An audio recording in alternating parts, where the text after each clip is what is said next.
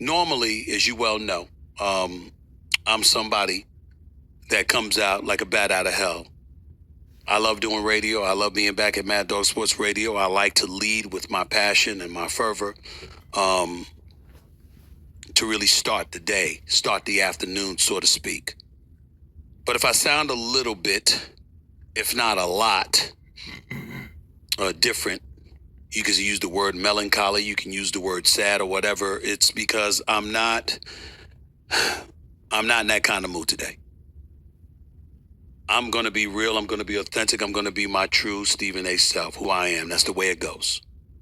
And I'm sitting up here this afternoon, the afternoon on the East Coast, the morning on the West Coast, and I want to thank the world of sports. We got a Thursday night game coming up tonight. Watch the Commanders against the Green Bay Packers, and I know that, and I'm getting ready to talk about that. We've got news emanating out of the NBA involving Kawhi Leonard. I'm going to talk about that. The WNBA season is coming to an end. How much that means to you, if anything at all, without the services of Caitlin Clark. I'm going to talk about that, but that's not what's on my mind. What's on my mind was the shooting that happened yesterday in Utah. And we can slice it any way we want to, but what a horrific thing to see. It's all over the news. It's all over YouTube. It's everywhere. And I challenge anybody to take a look at that and tell me that you didn't cringe. I'm happy about sports today because it's supposed to be a reprieve, something that pulls you away from life's travails and what truly, truly ails us all. And I'm not going to get into any politics or anything like that. SiriusXM Mad Dog Sports Radio ain't the place for that. That's not what I'm trying to do. I'm just trying to be honest with the listeners out there everywhere to let you know that sports isn't the only thing on my mind, but I'm ecstatic that I'm still entrenched in the world of sports. And I get to talk about games and marvelous professional and collegiate athletes and storylines that ultimately make you say, come hell or high water, at the end of the day, it's just a game. There's real life stuff going on in this world. And we saw a right-wing conservative host, because that's what he was, and that's what they labeled CharlieKirk. And we saw this man speaking in Utah at Utah Valley University. And we saw him struck by a bullet in his neck. We saw blood gushing out immediately. And it didn't take long before he was pronounced dead at the age of 31, courtesy of an assassin's bullet. A bullet from a rifle that was lodged against him from 200 yards away. The part that really resonates with me, outside of the obvious, is that he had two children, younger than 5 years of age. Both were in attendance and saw their father get gunned down.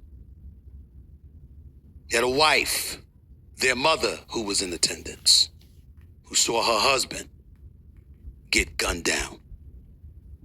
In the world that we're living in today, I don't care who you are. You're white, you're black, you're Hispanic, you're Asian, you're Native American, you're Jewish, you're Catholic, you're Christian. I don't care. At some point in time, the one thing that sports needs to remind us about, the importance, the appreciation that we should all embrace, is how it brings all of us together. No matter your color or creed, no matter your ethnicity, no matter your upbringing, your background, et cetera, when you wear the same uniform as somebody else, when you play in the same league as another contemporary, when the sacrifices that you make to elevate yourself to a certain level is something that's mirrored by hundreds, if not thousands, of other individuals out there, reminds us all that we're all God's children. And that universally, when we see something like that transpired, we got to collectively come together and understand that the world that we're witnessing and the world that we're living is messed up. And there's a lot more love and a lot more brotherhood and sisterhood and humanity that goes on in this world that doesn't. Yet the few who are evil amongst us are the ones that screech and make the most noise. And it's affecting us in a way where it's getting to a point where you're going to get scared to walk out in the streets. You're going to get scared to show love and affection and even to say hello to your fellow man and woman, your neighbor.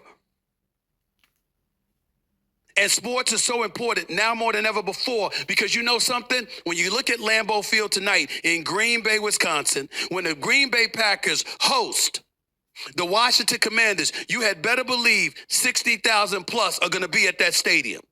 You had better believe that millions are going to be watching. You had better believe that whether it's on radio or television or anywhere else, you're going to see people talking about the game. And it's important because it shows this common ground. There's a common denominator. There's a common love and affection. Sports is worth a multi-billion-dollar industry, whether it's football, whether it's basketball, whether it's baseball, for a reason. Because it brings us joy. And it reminds us all how we can truly get along. And that the vitriol and the evil and the viciousness that exists in this world, it ain't the many, it's the few. But it also needs to remind us that we got to come together and speak up and speak out against those evil people, against those with evil tendencies, against those who are insidious and iniquitous and looking to do anything they can to harm us and the fabric of our society. I'm a black man born in America. I know what problems that exist in this country.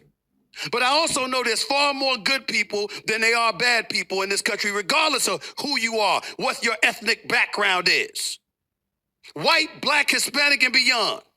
I'm in a studio here in Las Vegas, and I'm looking outside, and I see people looking at me and smiling and saying, "What's up, Stephen?" They don't look anything like me. And I don't care, because they're showing me love, and I'm showing love right back to them.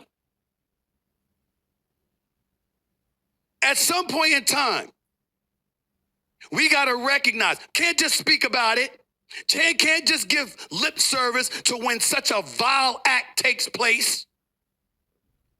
And we're going to give lip service to the tragedy of the moment. And then within 24 hours, we move on with our lives like nothing happened. Something did happen.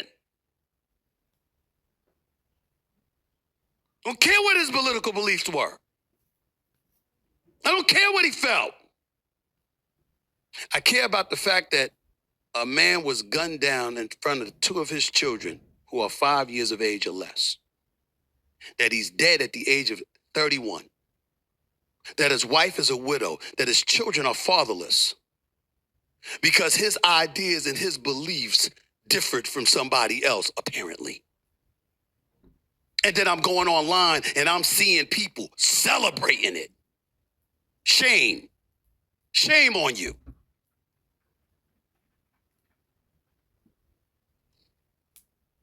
I have a job to do when I'm on Mad Dog Sports Radio to talk sports, and that's exactly what I'm going to do. But make no mistake about it, when I say that I'm a conscientious observer,